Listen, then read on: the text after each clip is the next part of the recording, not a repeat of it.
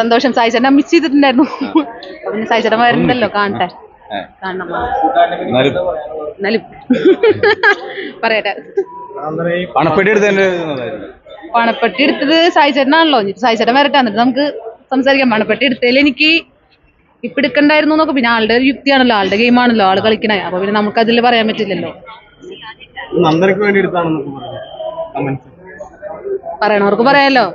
അങ്ങനെ ഇഷ്ടം പോലെ കമന്റ്സ് ഞാൻ കണ്ടിട്ടുണ്ടായിരുന്നു. അവരൊക്കെ ഞാൻ നല്ല കാര്യം ഞാൻ പറഞ്ഞിട്ടുണ്ടായിരുന്നു. നല്ല കാര്യം ഇത് കൂടെ കേൾക്കും, അല്ലെങ്കിൽ ഇത് കൂടെ കളയും. അങ്ങനെ ചിന്തിക്കുന്ന ഒരാളെ ഞാൻ. പറയണവരെങ്ങനെ പറയട്ടെ.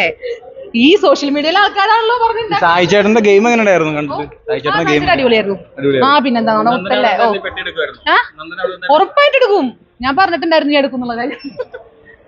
ഞാൻ ബിഗ് ബോസ് തന്നെ പറയുന്നുണ്ടായിരുന്നു ഞാൻ പെട്ടെടുക്കും ഉണ്ടെങ്കിൽ ഞാൻ എടുത്തേനെ ഉറപ്പായിട്ടും. അടിപൊളി ചേട്ടാ, സൂപ്പറാണ്.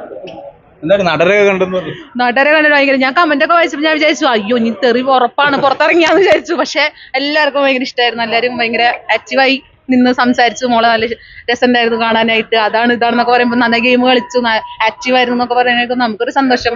പുറത്തെ കമന്റ് അല്ലല്ലോ നോക്കണം, നമുക്കിപ്പോ പുറത്തെ കമന്റ് നമുക്ക് ഇടുന്നവർക്ക് ഇടാം. പക്ഷെ അതെ, പക്ഷെ പുറത്തുള്ള ആൾക്കാർ ഇപ്പോ നമ്മൾ കാണുമ്പോൾ ഒരു മറുപടിയാണല്ലോ നമുക്കത് കേൾക്കേണ്ടത്. എനിക്ക് കേട്ടപ്പോ സന്തോഷമായി, ഇഷ്ടപ്പെട്ടു.